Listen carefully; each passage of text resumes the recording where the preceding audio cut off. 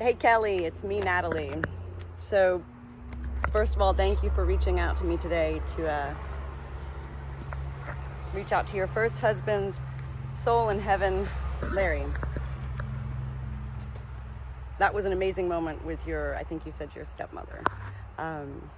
Anyway, I'll just start right off the bat by saying thank you.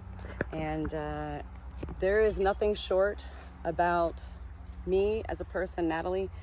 Therefore, there is nothing short in when Spirit presents to me. And that is why a lot of angels like coming to me, because they need a lot, have a lot rather to say. So I live on a farm. Oh, geez. Chip, I'm sorry. Chip is my chick. I really can't, I will not spend 2 hours telling you all this. I do want to get into the message, but there is always a beginning when I'm giving a first message to somebody. I only recently began to video my messages that I receive from Spirit, and I'm grateful to be able to do this now, because I do believe that by being able to see my presence and hear my voice and see my mannerisms and expressions, you're able to really get the full effect of the messages, rather than just what I've been doing my entire life is sharing messages via words printed. It is now about, I don't know, close to 2 p.m. I think, on Thursday, June the 13th, 2024. And as you can see, I have a farm. I'm on my special bridge here. My father-in-law built this bridge, and I've got my baby chick named Chip here with me. She is 13 weeks old. She was the only one born. We have 19 birds at this point, but she is my baby, and well, she lives on me, so she is with me during all of my life. I've also got my barn cat here, CJ.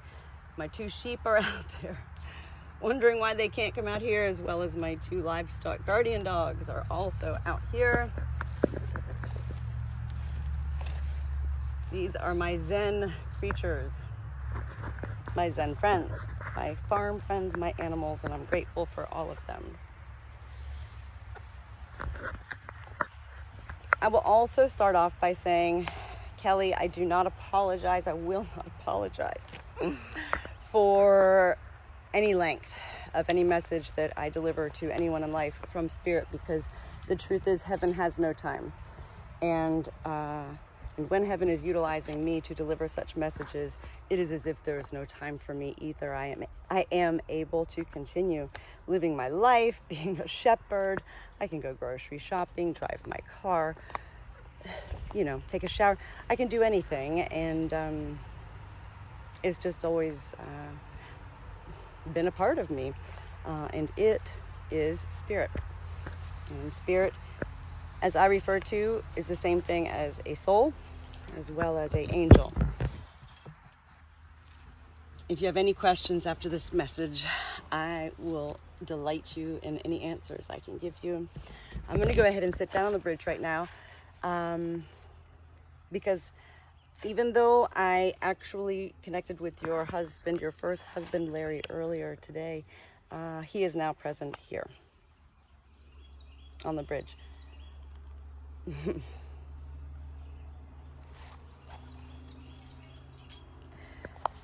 So he's a very kind soul, very calm.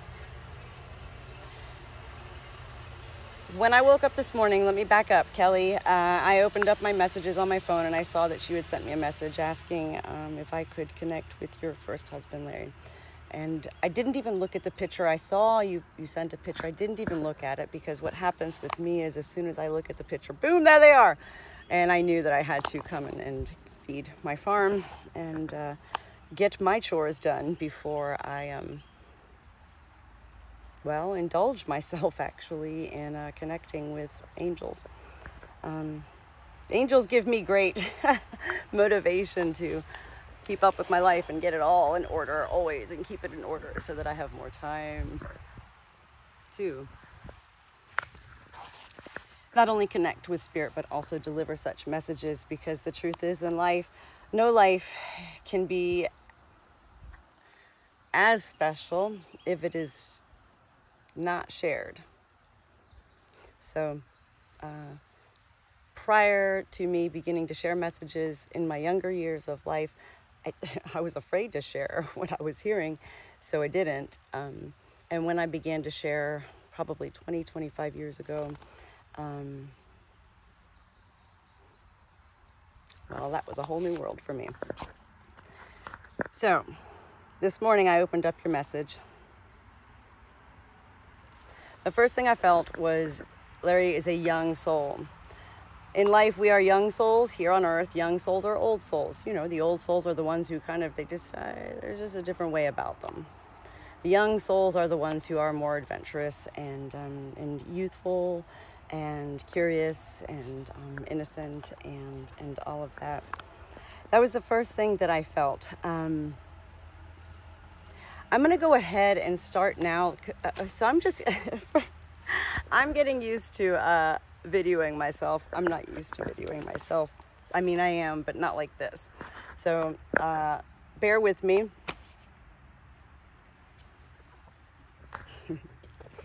I am also a shepherd, so I do have to keep my eyes always on my flock. Because this is your first time receiving a message, it is your husband's soul, your first husband's soul, Larry, who actually helped me earlier to begin.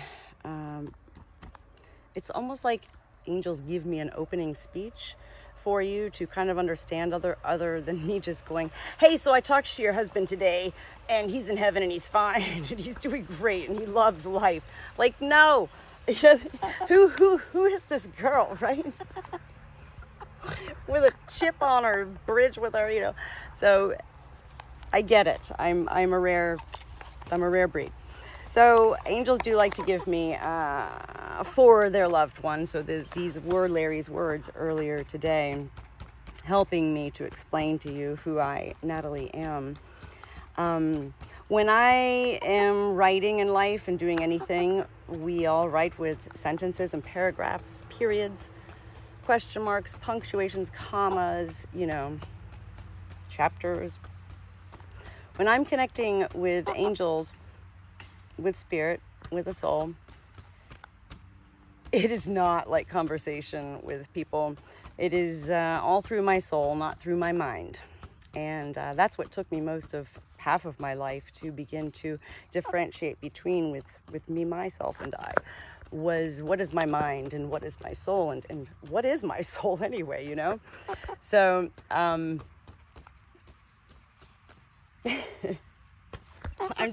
getting distracted because Chip just keeps pecking. You need to get bugs. She's not a bird. She's like so not a normal bird. I thought you'd enjoy getting bugs out here, Chip. It is very much so for me like charades. Lots of visions that I see, and they're not through my eyes. So when I say I see somebody running across the creek here, I don't see somebody running across the creek, and it's not an invisible thing I see, and it's not a mental illness or delusion or an illusion or anything like that.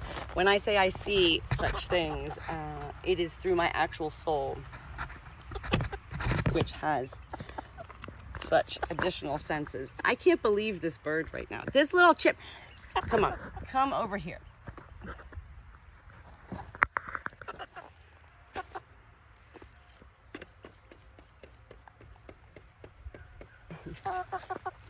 Again, I can't apologize. This is my life, okay? Okay. While I am a born writer and I have a creative imagination, when I'm connecting with spirit and delivering messages, it is not me writing a story for school or to share or to get published or any creative writing. It is my words. Obviously, it comes from me, these words, but I am greatly assisted by spirit. In fact, what I've come to explain it as is when spirit enters, and again, Larry right now is here, but he's kind of like wavering around me, like waiting for me to give you the spiel here. It's now taken almost 10 minutes. Oh my gosh. Chip!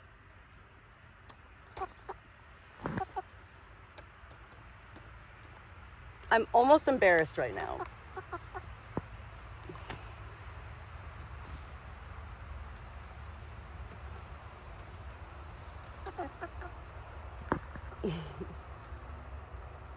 The first words I heard when I opened up the picture of your first husband, Larry, was Larry, Larry, Larry.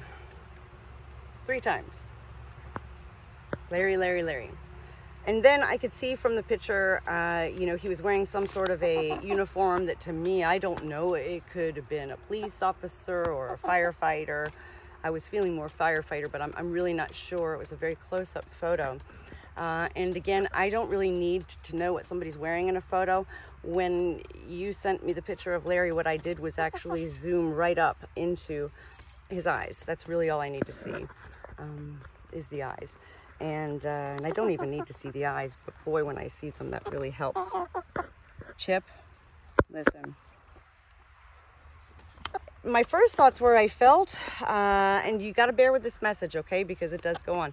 My first thoughts were I felt, I heard car accident, almost like a car accident en route somewhere. And then I was like, okay, I'm not sure, Larry. Let's keep going, you know. I felt immediately at that point, and let me back up really quick too. This entire message with Larry earlier today took course over about a 35-minute period of time, and yet at that time I was doing, you know, barn chores and whatever else. So I do communicate with Spirit as I'm living my life, if this makes sense to you. I don't sit on the bridge and go, Larry, talk to me, and get in some Zen mode or anything like that. No, I'm like, Spirit's always there. And that is the purpose of Spirit. Utilizing me, Natalie, in this life is to share with life that you too have the abilities to connect with your loved ones in heaven in so many ways, in your own ways. And yet so many of the ways that I've learned to communicate with Spirit are ways that we can all learn to connect with our loved ones. And it's truly a beautiful life when you come to understand that death itself is but a breath. Life is eternal. My family has said to me for years, well, why do you talk to dead people? I go, first of all, I don't talk to dead people. Death is but a breath. Final inhale, final exhale. Life is eternal. Okay, whatever, Natalie. So Larry had me immediately feel, and I really do get off. I'm a rare breed, okay? And it's not ADHD. Listen, that's what I thought it was my whole life. No, I'm just everywhere because I am constantly connected. And not only is Larry here right now, I've got, you know, just a whole lot of life around here. Immediately, as Larry had me feel those first thoughts, I felt a very warm feeling right here in my chest area. Physical, actually, not from internal, not from my soul's feeling. This was a physical feel, which I do often feel physically in my own body when Spirit wants me to feel something. And this was Larry actually having me feel that this is what he felt with his final breaths in life. Warm and peaceful. He actually had me feel like he felt. He was swaddled like a baby, and yet he showed me that it wasn't a blankie like you wrap around a baby. It was actually wings, ginormous body size, wings like a cocoon. And I see this vision very often when any angel, spirit, or soul presents to me in showing their final breaths. And it was beautiful for me to feel with Larry, as I felt with many other souls. I can't validate anything, of course, but boy, angels sure validate that heaven actually takes us before our life ends. And with Larry, what he had me feel was It's very hard to explain. He wasn't aware, and then he was aware, and then his eyes were like really wide, and I could like, he had several gasps, not one gasp, not one final inhale, not one final exhale. He had several gasps, like he was very aware of what was going on, but he had me focus in this vision on his eyes, which was showing me no fear. It wasn't like, oh my God. It was more like, oh God. Like, oh dear God. Like he had me see what he saw before his final breath. He was already taken to heaven. And that was just the final act of his life, was that it had to end at that point. If this makes any sense. Chip, you need to get a life. I'm serious. Come on, silly girl.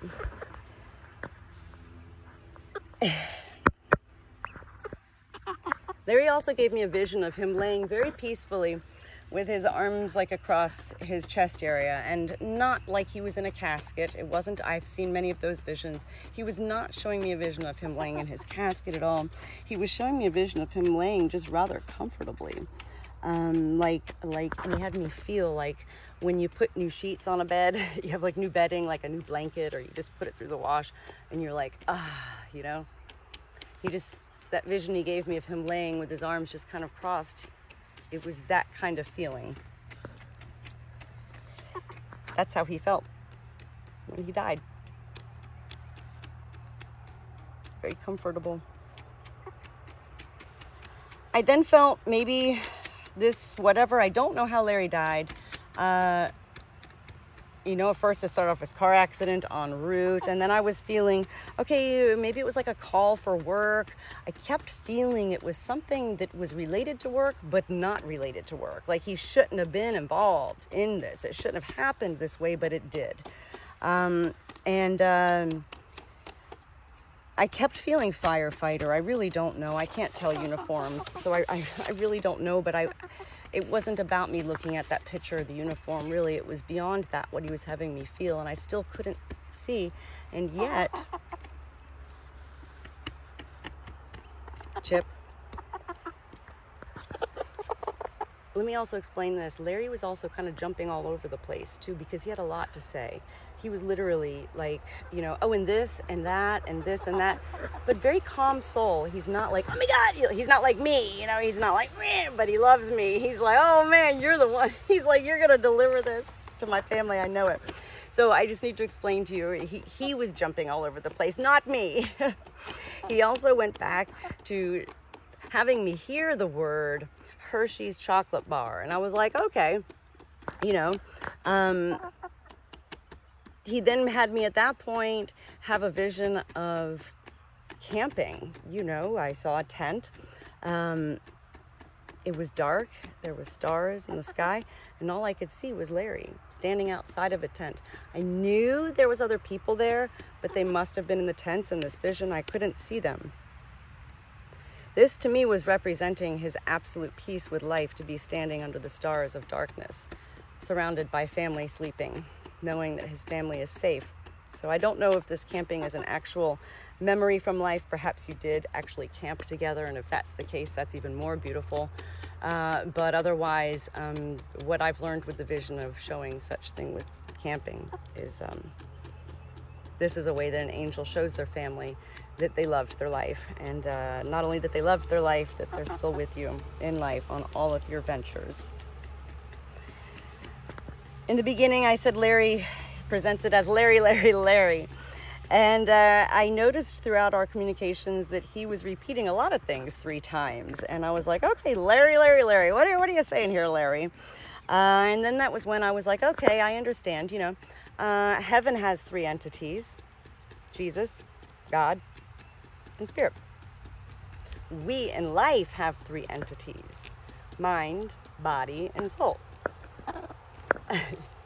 Also, look, she saw a butterfly. Get it, Chip, get that butterfly. Go get, look, she's like hanging on the edge of a bridge here. She has all this space, and she's like right here while I'm doing a reading. And no, they're not readings, by the way, they're messages. This is not a reading. I don't read anybody. I connect. Larry kept going on about, you know, the 333, everything. He also had me feel his body in life was very relaxed. He was very, very calm. The word subdued maybe comes to mind, and yet I try not to let my mind create such visions. So, oh, I see my sheep running. I don't know where they're going. Very calm. And this is actually, that was, which remains in heaven, his greatest gift, is his soul, his calmness in life, his demeanor in life, his quietness, his subduedness.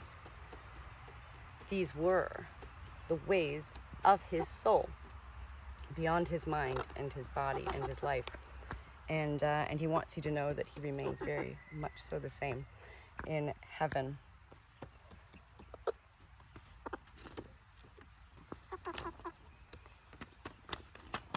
When I began to feel that earlier, Larry actually winked at me in a vision. He was like, "You got it, Natalie. You're on the right track." You know, like he was actually leading me on throughout this connection earlier, which also had me, of course, at that point feel, you know, in his life, he was very much so, I don't even like the word leader. I mean, he was clearly a leader of some sort, but it was more so he was like the flat line. He was like the baseline, the comforter. He was the one, the go-to to make sure everybody came from here to here, to make sure that nobody got to here. Larry was the one that kept everybody here. That's what he had me feel. He also then had me hear the word marshmallows, which again, I was like, okay, Hershey's and then camping and then marshmallows. I was like, okay, Natalie, you know, is this your mind creating s'mores right now or whatever?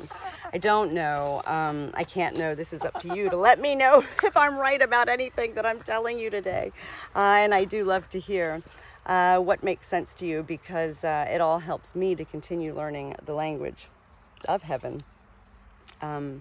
Maybe s'mores were important to him, just like with your stepmother's, your father. He came through with Oreos. That was the first word that came through. I was like, Oreos. So I've learned when I'm giving messages, Kelly, to not withhold anything, because the truth is none of this is for me in such ways. It's all for me because I love it, but it is not for me. All of these words, they are for you. And what these words become are your treasure hunt in life. And this is what I have come to fully embrace, knowing and sharing with life, is that what angels, what heaven wants for us in life is to live and create our own heaven on earth. Most of us don't get to know our soul before we die. Most of us don't get to know Jesus before we die. When we can know such things in life, we have a much more beautiful life. And so this now becomes Larry's mission. He's so excited to be connecting with you, Kelly. And he's so excited because he knows that now you are beginning on a new venue in your life, a new journey, a new adventure. And, you know, with my sharings of how I share with people we should live our life is, well, like a treasure hunt every day. Seek the clues, seek the treasures and the trinkets, look for the signs, whether it's numbers, 1111, 444, 999. Somebody's 87 years old and they die, and then you get gas and it's $87. You know, the signs. We should always pay attention to them, as well as the animals. The animals, they're so important, the spirit animals. And Larry absolutely came through with his number one spirit animal being an eagle. And so what this means for you is that anytime you see an eagle, hear the word eagle, think of an eagle, anything related to an eagle that comes to your mind, to your life, know that Larry is with you at that time in particular, and also know that Larry is always with you, with all due respect. If you don't want Larry there, he's not going to be there. You know, like if you're going to the bathroom or something like that. Spirit is very respectful. Spirit is not going to be, he's not standing behind you and hugging you, you know, oh, you know, you might feel that, and his energy might be behind you, but he's not going to be a person standing behind you, because he's no longer a body. He's a soul. And that's the greatest part about heaven, is that I think life is one giant struggle, to be honest. And once we shed ourselves of the struggle of our body and our mind, our soul is what flies free. And so what angels want for us when they become angels is to know that life here on earth before we die. And it's possible. It is possible. I'm telling you. People might think you're crazy, but that's okay. So, he had me feel he was not very rigid, you know, like a lot of people he worked with were quite stern and, you know, just straight-laced, you know. But that's, again, why everybody kind of navigated towards Larry, you know, because he was Larry. He was, okay, I hear you. Let's do this. Very calm, very kind, beautiful, beautiful soul. So here's where the big part of the message comes. 26 minutes in, I can't apologize, because this is all important. Larry knew, and this is important too, because many of us don't. Larry knew in life that he was an earth angel. Larry knew his soul was good. That's a beautiful thing, when somebody actually knows their soul. We can know we're good, think we're good, like I'm doing all these good things. Larry knew. He didn't need anybody to tell him. He knew. And his knowing is what was his joy in life, to continue being good. She's going to fall off my boot into the creek in 1 second. Here, let's come move over here, okay? The big part of the message is Larry then showed me a big giant cloud of smoke. And I could see buildings, okay? And so, again, I didn't know if my mind was coming in at this point. I saw smoke, and immediately I thought of 9/11. And it looked like the Twin Towers. And I was